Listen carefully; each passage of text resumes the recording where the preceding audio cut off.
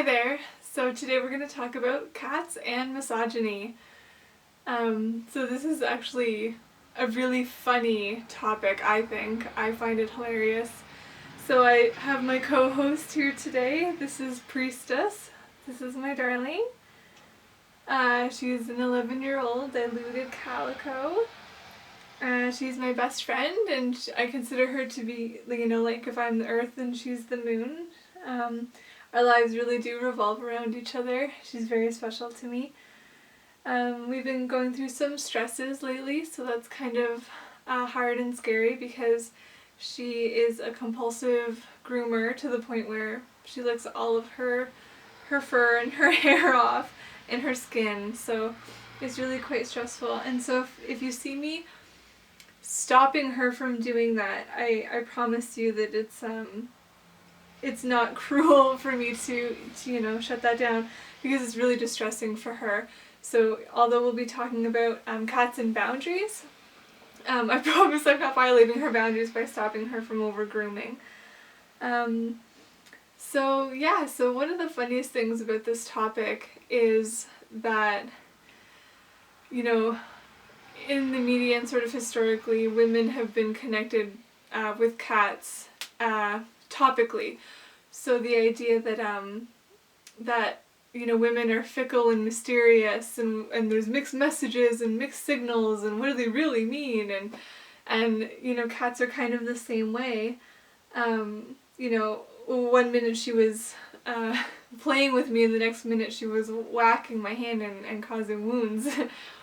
And I'm here to tell you that women nor cats are really that fucking mysterious. In my experience, both women and cats are fairly easy to read if you're actually interested in knowing what's going on.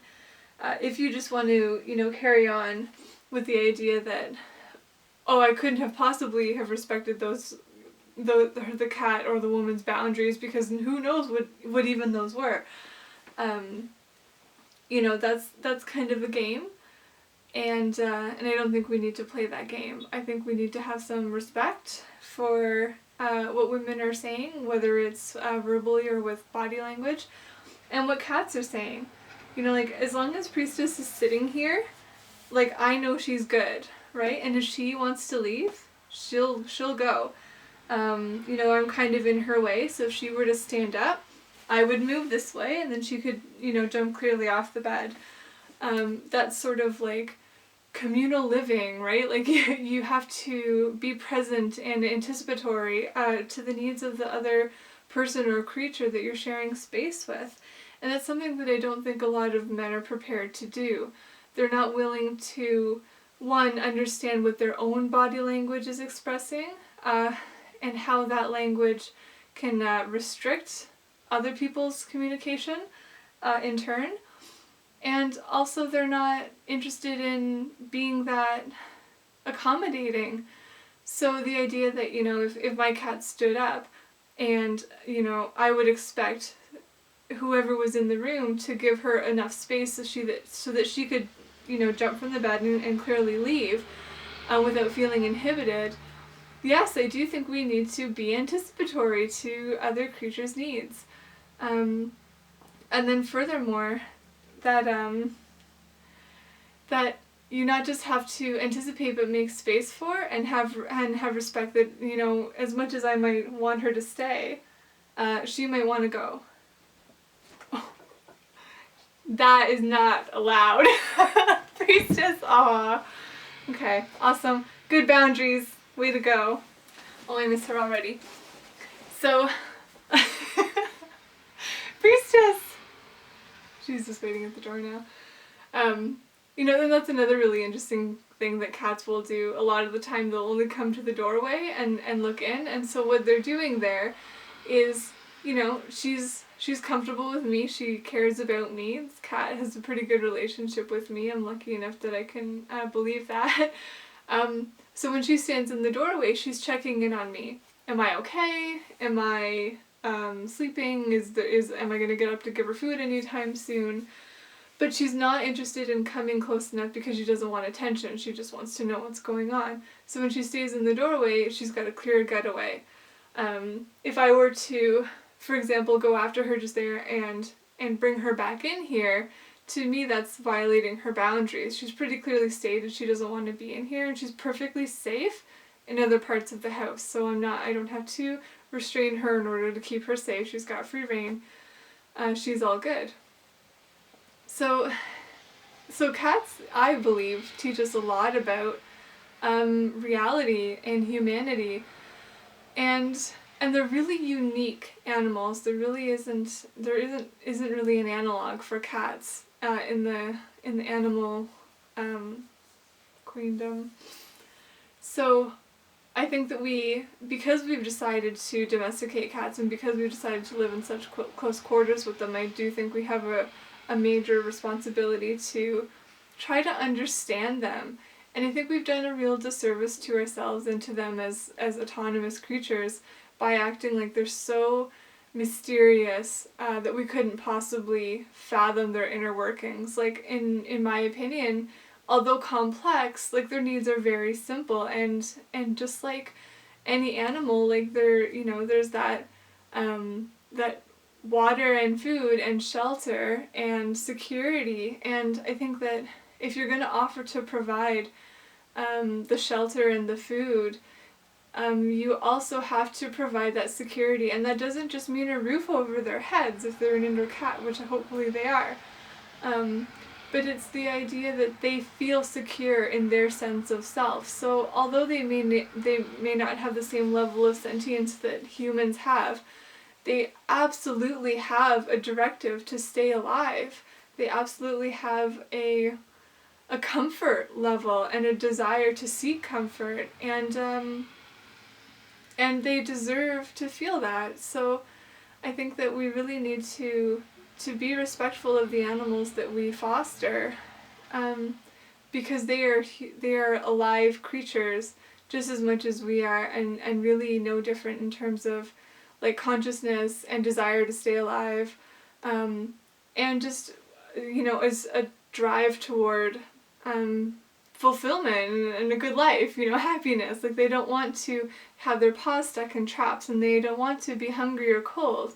And they just did this study where cats, a majority of the time, between with a choice between their favorite person, like their comfort person, their owner, their cohabitator, and food, the cats chose the person because they're so much more comforted. And when you have cats that whose needs you've met, like that hierarchy of needs, if you've met their base needs, they are going to seek you out as a person who provides security in terms of like their being, not just their fancy rhinestone collars, but real security, that they know that you won't hurt them, and that they can count on you, and that they can show you when they're sick so that you can get them help. So this was something that I really learned with Priestess. I had this,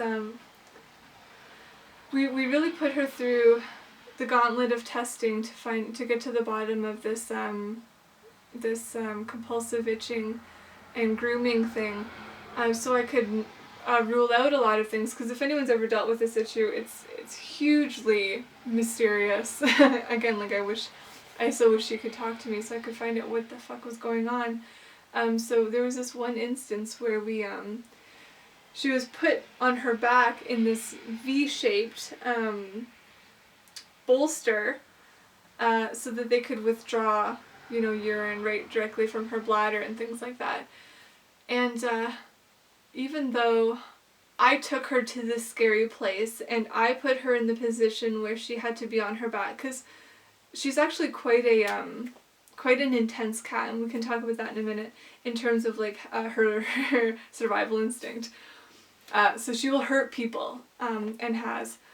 So even though I was the one responsible for causing her pain indirectly, when she saw me in that room, she calmed down. So even though, so she didn't see me as the harbinger of pain or if she did, she knew, like, and I believe this at a certain level, that this was something that had to happen, or at the very least this was something that she was going to get through, and we were going to go home and have our treats, and everything would be okay. So the idea that when she was so distressed, I mean, like, I have never heard sounds coming from a cat like I heard from her. She was barking like a dog. All the other animals in the room were terrified. All the vet techs, there was 4 of us holding her down, so they'd never heard noises like that. Poor babe. But as soon as she saw me, it changed. So cats are really not that confusing. The idea that they are, I believe, really stems from misogyny, because we benefit as a culture from painting certain creatures as being unknowable. And this stems with women. The idea that women are unfathomable, like, we're just so mysterious. We're from Venus. I had to do the men are from Mars, women are from Venus, which is such horseshit. And and that's giving a bad name to manure. So the idea that we're just completely separate creatures, that we're not even, let's not even try to find out what's going on in women's brains, because it's just crazy pants, and, it changes with the wind and the moon and all of that. Like, have you ever asked a woman, like, so what's going on with you today? If she likes you, she'll tell you. Like, if you think women are that mysterious, it's because you've already decided that anything she has to say is irrelevant or crazy. But if you ask her, you may be stunned, if you're a man, to find out that she's pretty willing to have that conversation and get to the bottom of what's going on. So if she's acting in a way that you don't understand, it's either because, like, you're really dumb, you're not asking, or she doesn't trust you, that if she tells you, you'll be respectful. So yeah, it's pretty much all your fault. If you're a man watching this. Or, if you're a woman who just doesn't ask those questions, which I really, in my experience, like, we really are interested in getting to the bottom of those questions. And if you're afraid, like, what are you afraid of? Like, when I don't understand what my cat is feeling, if I'm not as tuned into her, or if I'm a little zoned out myself and I'm petting her and she hits me, like, is that her fault, or is that her only way that she knows how to express no more? Like, cats don't speak a human language, so she's communicating to me very clearly, and it was my fault for not reading her body language leading up to that. So, like, if you look in that in terms of human relationships, like, a lot of the time when men and women are communicating or just talking, you get to the point where, like, for the analogy, like, the cat hits the person, so the woman, like, lashes out, and it seems like it's coming out of nowhere, but the truth is, you just haven't seen the signs, we're not paying attention, or you were deliberately pushing to get that kind of reaction, so you could say, whoa, crazy, and that's crazy-making behavior, and that is an abuse tactic. So if you're in a relationship with someone, women, I'm talking to you, and you feel crazy all the time, you feel like you're being provoked, you feel like they don't understand what you're talking about, like, deliberately, it's probably true, like, I would trust that, because that is a very, very common abuse tactic. I see that all the time. It's frustrating as hell for women to experience, because it goes to the root of who you are as a person. It makes you feel like you can't trust yourself. So this is something that I love about cats. Like, my cat is fully inhabited in her being. She lives in her body all the time. She doesn't dissociate. She doesn't zone out. She doesn't check out. She's present. And when she's had enough, like, cats have a pretty low saturation point for, nonsense. They only want to play for so long and then they're done. Like, you gotta respect that. So if you are paying attention, you can read that, you can adapt to it, and you can have respect for that, because that cat is not trying to mess with you, she's not trying to be a jerk, she's not the B word. Like, my cat has been called that so many times. It's absolutely frustrating, agonizing, rude, offensive, all of those things. Like, my cat is an awesome cat. She never lashes out at me unless, like I said, I'm not paying attention appropriately in order to give her the care that she deserves. And she you know, she doesn't like men either, and it's because they are not willing to put in the work to understand her boundaries. And, you know, I've had a lot of women live with this cat, and I remember when I had a roommate who, on the day she moved out, could pick Priestess up and hold her, and this was like this huge point of pride for her and for everyone. Everyone was so surprised. And it was really an intense thing, because my cat doesn't trust people very well, but also I think she just really likes being on the floor and having control over her coming and going. Like, I can pick her up and move her around, my ex could. My mom can now, after I've been living back at home for a few years. So she does get there, but there's some people who she never warms up to, and I don't think that that's anything to do with those people for the most part. Like, there have been really good people in my life who my cat was just like, hell no. That's okay. Like, that, it's just like with people, like, we don't all need to carry each other around all the time. We don't all need to be in constant contact. Like, that's okay. So as people, like as women especially, we need to learn that if someone doesn't like us, or we don't like them, that's kind of awesome. Like, because liking everyone is exhausting and meaningless. Having amazing people in your life who you care about shows that you're discerning. It's okay to be discerning about your relationships. In fact, I would posit that it's imperative. So if we can find a way to move through the world and kind of own our catness, our felinity, because it's really important to be able to say, I just don't get a good feeling about that person, I just don't like their vibe, I'm uncomfortable around them, something doesn't seem right, I feel like I want to hit them when I see them. Like, it's really okay. It's okay. You don't have to be in the same room as that person, and you can say why. You can tell people, I just don't get a good vibe. Trust that creep factor, you know, like we've all identified to our friends, I don't know what it is, I just thought that was creepy, I just find him creepy, I just think that person's a creep. Like, we use that word as sort of a catch-all for they set off my instincts. And if we were a cat, we'd be whacking them. So I'm not saying like go around and whack people you don't like. Or am I? Legally, I am not saying that. But let's learn from cats. Let's respect their way of moving through the world and make more space for the way animals are different from us and the beautiful things that we can learn from animals if we're paying attention. So my point is that cats and animals are just as capable of growth and adaptation as human beings are. So if you are on a journey yourself, it's quite possible that the animals in your life are having that journey too. And that's really wonderful because, you know, none of us are stagnant, and the idea that if you're at a certain place in your life and you're just done growing, you're all good, you've learned everything you need to know, that means it's time to die. So if you are still learning and growing, you're still living and staying alive. So, like, let's give cats and other animals the same opportunities to grow and mature along with us. And really, like,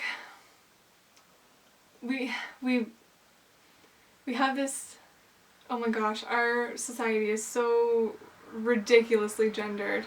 Like, we gender dogs, like we prescribe dogs as being male, like it's sort of this like dogs are for boys, dogs are all male because they are, you know, loyal and a man's best friend, and they're, you know, always happy to see you there at the end of the day. And cats are like women, and cats are fickle and hard to understand, and they're purring one minute and hissing the next. Like, we really have this ugly dichotomy of just about anything that you could gender in our society. We delineate it to try to categorize it, and it's ridiculous. And it's ridiculous with cats too, so I'm not saying that if you don't like cats then you're a misogynist, but if you don't like cats because of those reasons, then you don't know cats. And again, like, I'm not saying that cats don't have moods, I'm saying that they do, of course they do, but that they make sense the way that human moods make sense. So I would just kind of challenge you to to maybe learn, if you don't already do this, and I'm sure most, if not, or many, if not most of you do, but learn your cat's tells a bit better, and find out like exactly what your cat is expressing to you in any moment, and ask yourself, how come I pick up my cat without her permission when I want her in my lap, rather than trying to encourage her and incentivize that, and reward that behavior as being positive, safe, bonding behavior. So like, with treats and with positive reinforcement and with letting them leave when they need to leave, rather than picking your cat up, plunking them down, and then basically like petting them so that they can't go anywhere. I am certainly guilty of this. So this is not me in a glass house throwing rocks. Like I'm definitely, or is that makes that true? I definitely do that, and I do it with people too. I don't always 100% make sure, my friend is in full on consent engagement mode before I go for a hug. Like, for the most part, like, I would be able to tell, by her body language if she was unwilling to go there, and just like with my cat, I could tell if she was completely unwilling to be embraced. But I think it's really interesting how we talk a lot about boundaries, and we encourage boundaries, and at least I do in my line of work, and I hope that people, like, there will be many videos on boundaries. Self-care and boundaries, right? Like, that's how you survive. So, but it is interesting that we take a lot for granted, and especially with animals. But animals have just as much willingness and unwillingness to engage with us as people, as we do with each other at times. So yeah, so this is my video on cats and misogyny, and I really, like, I love cats. I'm obsessed with cats. I think cats are fantastic. They're so funny and silly, and they are so different and weird. And it's really weird that we have like mini panthers in our house, like 24/7, just hanging out with us and watching TV with us, and my cat likes my heating blanket just as much as I do. Like, I'm pretty sure my cat and I are the same person. Yeah. So I'd love to do more videos about this topic, and so if there's something that I touched on that you want to hear more about, or something that just occurred to you and you want to talk about it, please get engaged in the comments below, because that feedback is super meaningful to me. And if you're not into YouTube comments, which is understandable and fair, then you can engage with me on other, social media platforms. I'm on Twitter as Woman Walks Away, and Instagram as Woman Walking Away, and my website is womanwalkingaway.com, and that's where you'll find everything hubbed together there. So regardless of what media, it all goes there. So thank you so much for taking the time to watch this. Maybe it went in directions you weren't expecting. I hope so. And yeah, I will see you at the next video, and please communicate back with me, because staring into a camera is really weird. I want to have conversations. Talk to me. Okay, thank you. Bye.